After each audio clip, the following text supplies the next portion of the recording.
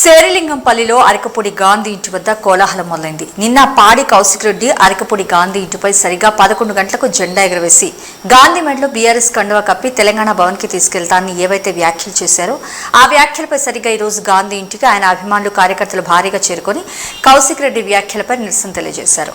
ఈ సందర్భంగా గాంధీ మీడియాతో మాట్లాడారు. కేసీఆర్ గారిని ఒక మంచి మనిషిని భ్రష్టు పట్టిస్తా ఉన్నారు. ఈ భ్రష్టు పట్టించడం మూలానే కేసీఆర్ గారి దగ్గర నుంచి ఉన్నటువంటి ఎమ్మెల్యేలు దూరం జరుగుతున్నారు.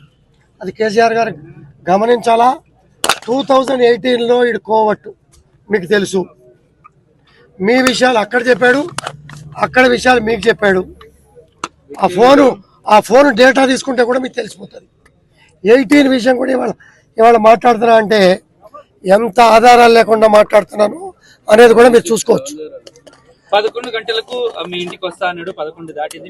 నేను 12కి మీరు వెళ్తా అన్నారు. వాస్తవంగా నా టైం కాగానే బయలుదేరుతా. మీరు అడ్డు వచ్చినా, పోలీస్ అడ్డు వచ్చినా, ఎవరు అడ్డు వచ్చినా ఆగాను.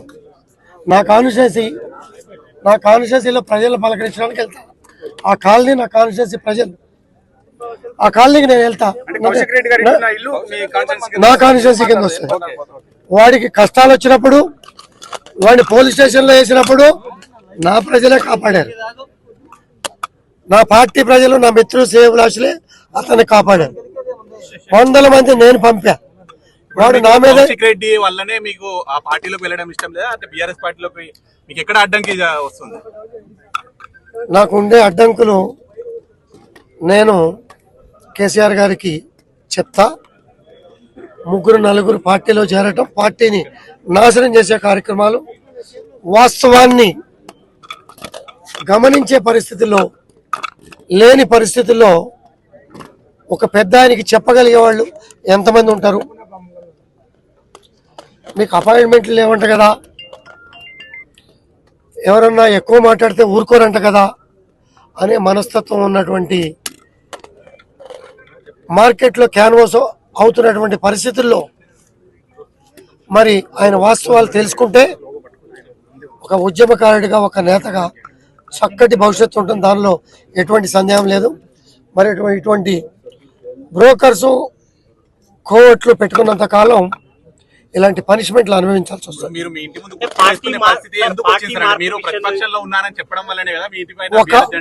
ఒక దుర్మార్గుడు వచ్చి నా ఇంటి మీద జెండా ఎగరేస్తా అంటే దుర్మార్గుడితో జెండా ఎగరేయించుకునే దుస్థితిలో నేనున్నానా? మీరు ఆలోచించాల.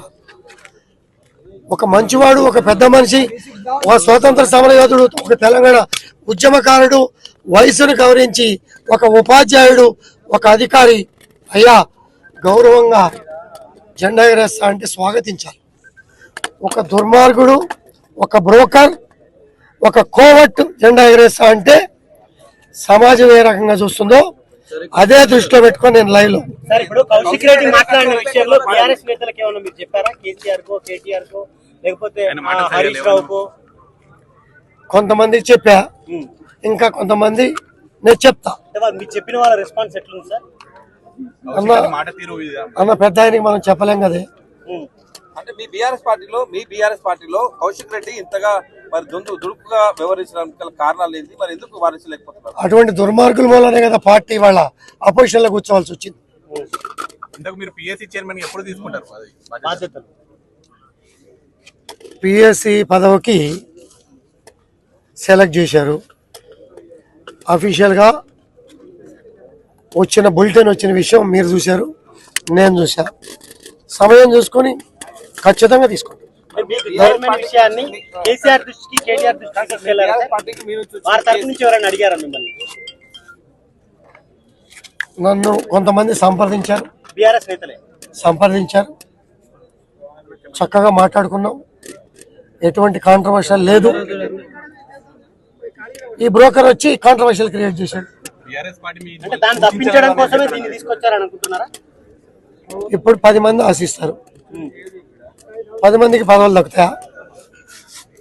దానిలో 9 మంది అసంతృప్తి చెందటం, కొంతమంది మౌనంగా ఉండటం, కొంతమంది అసహనం వ్యక్తం చేయటం అనేది సహజం. వాళ్ళ అసహనం వ్యక్తం చేశారు. ప్రశాంత్ రెడ్డి వీళ్ళంతా సహజం.